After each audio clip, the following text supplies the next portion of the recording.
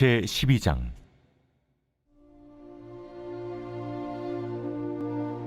이스라엘에 관한 여호와의 경고의 말씀이라. 여호와 곧 하늘을 펴시며 땅에 터를 세우시며 사람 안에 심령을 지으신 이가 이르시되, 보라, 내가 예루살렘으로 그 사면 모든 민족에게 취하게 하는 잔이 되게 할 것이라. 예루살렘이 에워싸일 때에 유다에까지 이르리라.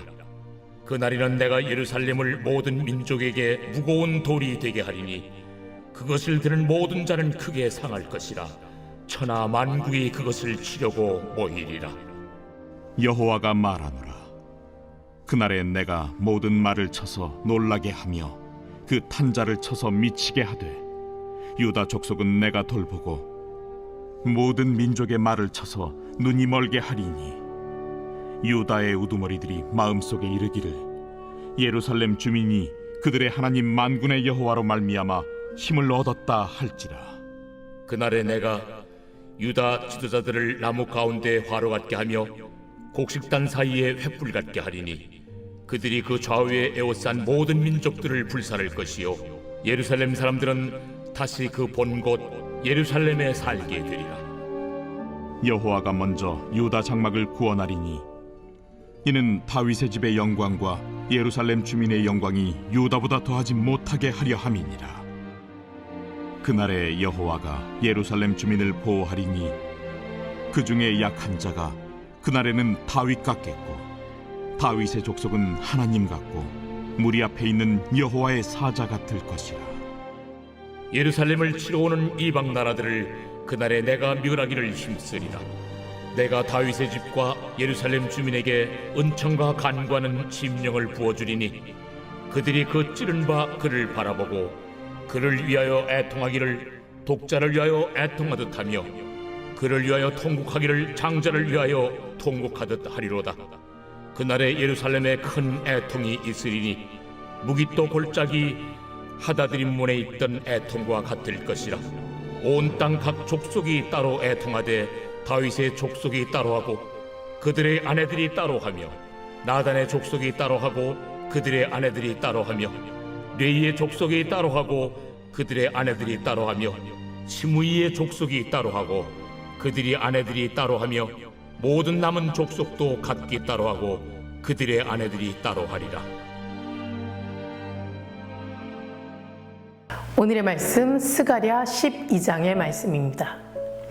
오늘 본문의 말씀은 1절에서 9절까지는 예루살렘을 공격하는 나라들에 대한 하나님의 심판의 말씀이고, 10절에서 14절까지는 하나님의 백성이 하나님을 찌른 일, 즉 예수님의 십자가 사건에 대하여 미래에 애통하게 될 것이라고 예언하고 있습니다.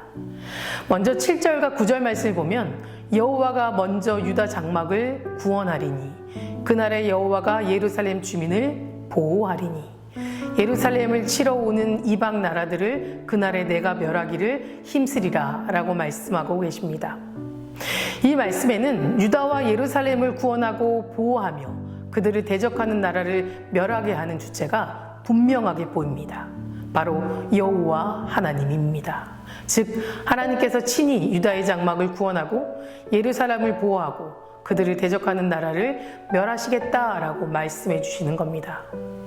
결국 유다나 예루살렘이 구원을 받고 안전을 보장받을 수 있는 것은 오직 여호와 하나님으로 가능하다는 것을 말해주고 있습니다. 우리의 삶도 마찬가지입니다. 수많은 죄의 유혹과 우리를 무너지게 만드는 사탄의 계략에서 승리하게 되고 또 안전하게 살 수 있는 것은 우리 스스로의 능력 때문만이 아니라 하나님으로 인해 가능한 것이기 때문에 우리는 하나님의 일하심을 믿고 의지하는 것입니다. 히스기야 시대의 예루살렘은 수십만의 아수르 군대에 의해 포위당하고 또 함락되는 위기에 처하였다가 구원받는 사건이 있었습니다. 그들은 아수르 군대와 직접 싸워 승리한 것이 아니라 예루살렘을 포위하고 또 공격하는 아수르 군대 앞에서 예루살렘 사람들이 한 일은 전혀 아무것도 없었습니다. 그런 단지 하나님을 믿고 의지했을 뿐이며 그 싸움에서 승리하게 하신 것은 오로지 하나님이셨습니다. 이처럼 하나님은 당신을 믿고 믿고 신뢰하고 의지하는 사람들을 위해 그들을 대적하는 사탄과 직접 싸워 승리하게 하시고 또 안전을 보장해 주시는 분이십니다. 우리는 하나님을 전적으로 믿고 신뢰하는 것 외에는 다른 것이 필요하지 않습니다. 성경에서 다른 무엇보다 믿음을 강조하고 하나님을 굳게 믿고 그 약속의 성취를 확신할 것을 강조하는 이유가 바로 이 때문인 것입니다. 8절 말씀에 보면 그날에 여호와가 예루살렘 주민을 보호하시리니 그 중에 약한 자가 그날에는 다윗 같겠고 다윗의 족속은 하나님 같고 무리 앞에 있는 여호와의 사자 같을 것이다 라고 하였습니다. 그날은 예루살렘과 유다에게 승리의 날을 말합니다. 그날에는 힘없고 비틀거리는 약한 자들이 다윗같이 될 것이라고 말씀하고 있습니다. 다윗은 소년 시절에 이스라엘을 공포에 사로잡았던 한 블레셋의 거인 장수 골리앗을 거꾸로뜨린 영웅이었습니다. 결국 연약한 자가 다윗같이 된다는 것은 예루살렘 사람 중 지극히 연약한 사람도 만군의 여호와로 인해 힘을 얻어 큰 능력의 사람이 될 거라고 말씀하는 겁니다. 또 다윗 족속은 여호와의 사자 같을 것이다 라고 하였는데 다윗 족속이 여호와의 사자같이 된다는 것은 그리스도와 같은 능력을 소유하게 된 거라는 말씀입니다. 다시 말해 하나님의 백성은 하나님으로 말미암아 아무리 연약한 자라도 다윗과 같은 능력을 가지게 되며 그리스도의 능력을 소유하게 된다라는 것입니다. 요한복음 14장 12절의 말씀입니다. 내가 진실로 진실로 너에게 이르노니 내가 믿는 자는 내가 하는 일을 그도 할 것이요 또한 그보다 더 큰 일도 하리니 이는 내가 아버지께로 감이라. 그러기에 우리는 어떠한 대적을 만난다 해도 굴하지 않고 당당할 수 있습니다. 대적들의 힘이 아무리 크고 그 공격이 아무리 강하다 하여도 두려워하거나 쓰러지지 않을 수 있습니다. 우리를 도우시는 여호와 하나님의 이름을 의지하여 승리와 영광을 선포하고 그 모든 대적들을 이기고 하나님의 능력과 권세, 그 영광 앞에서 승리하는 삶으로 살아가게 될 줄 믿습니다. 이어서 10절 이후 말씀에는 미래에 있을 예수님의 십자가 사건을 예언하고 있습니다. 하나님께서 당신의 백성들에게 성령을 부어주실 때 예루살렘에서 그리스도를 십자가에 못 박아 죽인 일과 관련하여 철저하게 애통하게 될 것이라고 예언해주고 있습니다. 10절과 11절의 말씀입니다. 내가 다윗의 집과 예루살렘 주민에게 은총과 간구하는 심령을 부어주리니 그들이 그 찌른 바 그를 바라보고 그를 위하여 애통하기를 독자를 위하여 애통하듯 하며 그를 위하여 통곡하기를 장자를 위하여 통곡하듯 하리로다. 그날에 예루살렘에 큰 애통이 있으리니 문깃도 골짜기 하다드림몬에 있던 애통과 같을 것이라. 스가랴는 십자가를 바라보는 사람들의 애통함의 정도를 표현해주고 있습니다. 그 애통은 부모나 독자가 장자를 위해 애통하는 것과 같고 백성이 문깃도 골짜기에서 요시야 왕을 잃고 애통하는 것과 같다라고 말합니다. 이것은 아주 소중한 사람을 잃은 것처럼 극심하게 슬퍼하고 철저하게 애통하게 될 것이라고 나타내주고 있습니다. 실제로 오순절 성령 강림 사건이 있을 때 거기 있던 사람들은 그리스도를 잡아 죽인 자신들의 죄를 생각하고 가슴을 치며 애통해하였습니다. 이러한 죄에 대한 애통함은 오순절 사건이 있을 때 있던 사람들에게만 해당되는 말이 아닙니다. 시대를 넘어 하나님의 백성인 우리 모두에게 해당되는 말이라는 겁니다. 하나님의 백성인 우리들 역시 그리스도를 십자가에 죽게 한 일로 가슴치며 처절하게 애통해야만 합니다. 어떤 사람은 그리스도가 십자가에 못 박힌 사건이 자신과 무관하다라고 생각할지 모릅니다. 하지만 우리는 이미 2000년 전에 유대인들의 손을 빌려 그리스도를 십자가에 못 박게 한 사람들입니다. 왜냐하면 예수 그리스도의 십자가 죽음은 바로 우리 모두의 죄로 인한 것이기 때문입니다.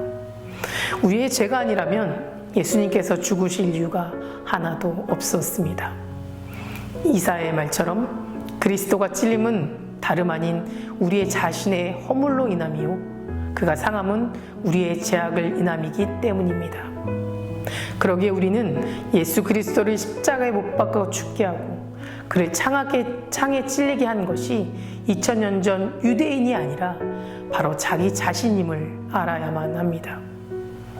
우리가 이것을 알고 처절하게 애통하는 마음으로 살아가게 될 때, 그때 비로소 바른 신앙을 출발할 수 있습니다. 이러한 애통함이 없이 신앙생활을 하는 사람들은 자신이 의롭다고 여기는 사람들이고 자신이 진짜 신앙의 출발점에 선 적이 없었을 겁니다. 우리는 오늘 이 말씀 앞에 자신의 신앙의 출발점을 돌아보길 원합니다. 나의 죄로 인해 예수 그리스도께서 그토록 처절한 고통을 당하셨는지를 고백하며 살아가고 있는지, 그로 인해 아파하고 애통하며 살아가고 있는지를 말입니다. 사랑하는 성도 여러분, 10절의 말씀처럼 하나님의 은총과 간구하는 심령을 부어주시게 되면 우리는 예수님이 십자가에 달리심이 나로 인한 것임을 깨달아지게 됩니다.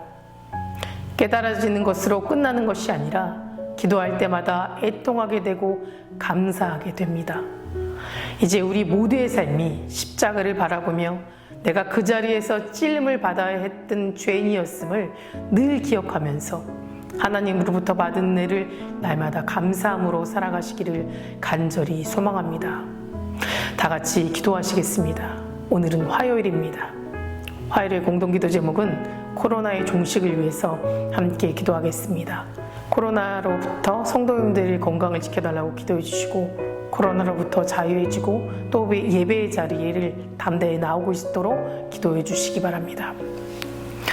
자비로우신 하나님 아버지, 이 새벽 시간 주님께 나와 기도하게 하심에 감사드립니다. 나의 힘이 아닌 하나님을 의지하는 삶으로 살아가길 원합니다.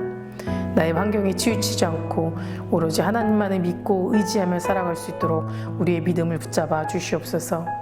우리의 죄로 인해 십자가에 달려 돌아가신 예수님을 기억하며 살아갈 수 있도록 하시고, 예수님이 보여주신 3대로 순종하며 따라 살아갈 수 있도록 인도하여 주시옵소서. 코로나가 하루속히 종식되게 하시옵고, 어려운 시간 중에도 믿음 잃지 않고 주님 붙잡고 이겨낼 수 있도록 지켜주시옵소서. 코로나로부터 교회와 성도님들의 삶을 지켜주시고 더욱 하나님의 말씀을 붙잡고 예배하는 믿음의 성도들 될 수 있도록 우리의 믿음을 회복시켜 주시옵소서. 담임 목사님 말씀 선포하실 때마다 먼저 은혜로 가득 채워주시고, 선포되는 말씀을 듣는 모든 성도님들이 마음이 열리고 그 말씀을 붙잡는 귀한 역사가 일어나게 하여 주시옵소서. 다음 세대 아이들의 믿음을 지켜주실 줄 믿습니다. 우리 아이들이 말씀으로 자라고 기도로 소망을 꿈꾸는 아이들 되게 하여 주시옵소서.